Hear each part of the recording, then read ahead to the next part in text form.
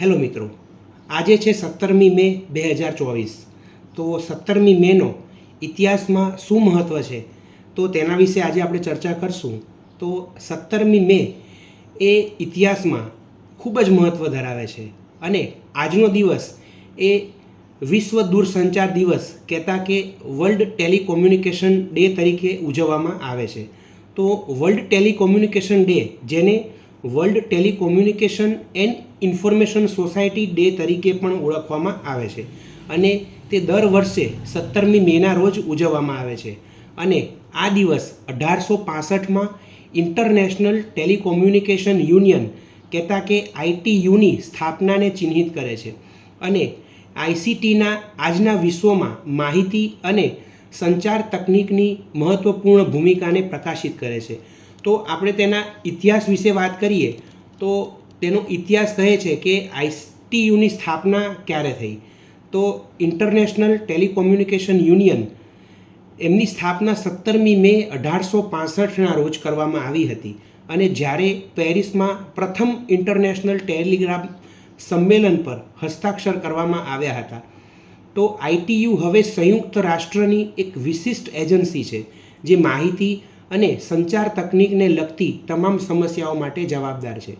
તો વળી વિશ્વ દૂરસંચાર દિવસ કહેતા કે વર્લ્ડ ટેલિકોમ્યુનિકેશન ડેની ઘોષણા ક્યારે કરી તો 1969માં ITUએ તેની સ્થાપનાની યાદમાં આંતરરાષ્ટ્રીય સહકાર અને વિકાસને પ્રોત્સાહન આપવા માટે ટેલિકોમ્યુનિકેશનના મહત્ત્વને પ્રોત્સાહન આપવા 17મી મેના દિવસને સિલેક્ટ કરવામાં આવ્યો અને આ દિવસ વિશ્વ દૂરસંચાર દિવસ કહેતા કે વર્લ્ડ ટેલિકોમ્યુનિકેશન ડે તરીકે ઉજવવામાં આવે છે.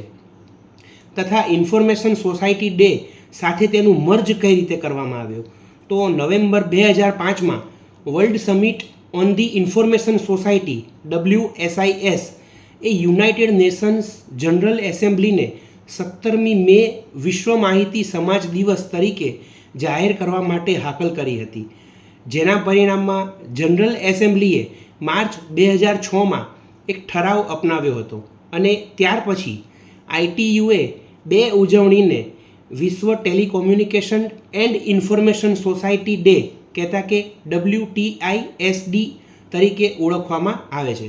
તો આપણે તેના ઇતિહાસ વિશે તો જોયું, તો તેના મહત્ત્વ વિશે સમજીએ તો તેનું મહત્ત્વ શું છે. તો તેનું પ્રથમ મહત્ત્વ એ છે કે રેઝિંગ અવેરનેસ, લોકોમાં જાગૃતતા વધારવી.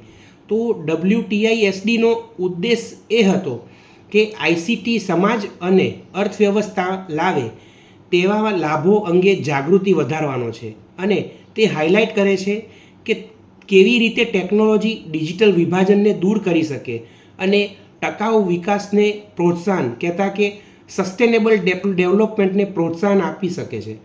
બીજું મહત્ત્વ એ છે કે પ્રોમોટિંગ ગ્લોબલ કનેક્ટિવિટી કહેતા કે વૈશ્વિક જોડાણને પ્રોત્સાહન આપવું. તો આ મહત્ત્વ વિશે આપણે વાત કરીએ તો આ દિવસ વૈશ્વિક જોડાણના મહત્ત્વ અને ટેલિકોમ્યુનિકેશન ઇન્ફ્રાસ્ટ્રક્ચર અને સેવાઓને સુધારવા માટે દેશો વચ્ચે સહયોગની જરૂરિયાત પર ભાર મૂકે છે. તથા તેમાં નવીનતા, શિક્ષણ અને સામાજિક સમાવેશને પ્રોત્સાહન આપવા માટે આ જરૂરી છે. વધુ એક મહત્ત્વ વાત કરીએ તો એડ્રેસિંગ ડિજિટલ ઇનઇક્વાલિટી કહેતા કે ડિજિટલ અસમાનતાને સંબોધતા. WTISD ખાસ કરીને વિકાસશીલ દેશોમાં ટેકનોલોજી અને ઇન્ટરનેટની એક્સેસમાં અસમાનતા તરફ ધ્યાન દોરે છે અને તે નીતિઓ અને વ્યૂહરચનાઓ માટે હિમાયત કરે છે જે ICTની સમાન એક્સેસની ખાતરી કરે છે, જેનાથી ડિજિટલ ઇનઇક્વાલિટી ઘટે છે. વધારે પડતું મહત્ત્વ આપણે સમજીએ તો એન્કરેજિંગ ઇનોવેશન કહેતા કે ઇનોવેશનને પ્રોત્સાહન આપવું. તો આ ઉજવણી ટેલિકોમ્યુનિકેશન અને ઇન્ફોર્મેશન ટેકનોલોજી ક્ષેત્રમાં નવીનતા પ્રોત્સાહિત કરવા માટે ઉજવવામાં આવે છે અને તે નવી ટેકનોલોજી અને સોલ્યુશન્સ પ્રદર્શિત કરવા માટે એક પ્લેટફોર્મ પૂરું પાડે છે અને જે સંચાર અને માહિતીના પ્રસારને વધારી શકે છે. વધારે પડતું આપણે સમજીએ મહત્ત્વ તો સસ્ટેનેબલ ડેવલપમેન્ટ ગોલ્સને સપોર્ટ કરે છે.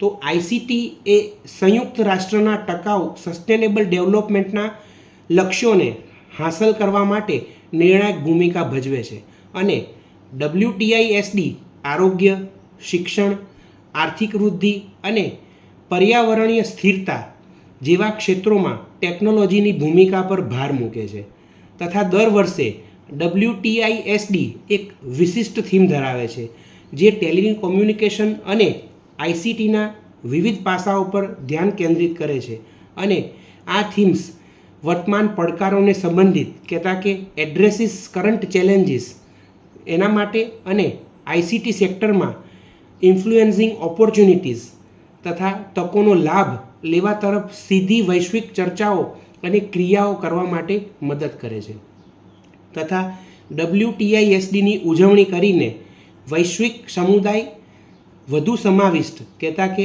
એકનોલેજ ગ્લોબલ કોમ્યુનિટી અને કનેક્ટેડ વિશ્વ બનાવવા માટે ટેલિકોમ્યુનિકેશન અને માહિતી ટેકનોલોજીની પરિવર્તનકારી શક્તિને સ્વીકારે છે. તો I hope you like this video and this information. અને આવા નવા વિડીયો અને નવી ઇન્ફોર્મેશન મેળવવા માટે આ વિડીયો લાઇક કરો અને શેર કરો. અને જો આપ આ ચેનલ ઉપર નવા હોય તો સબસ્ક્રાઈબ કરવાનું ભૂલશો નહીં.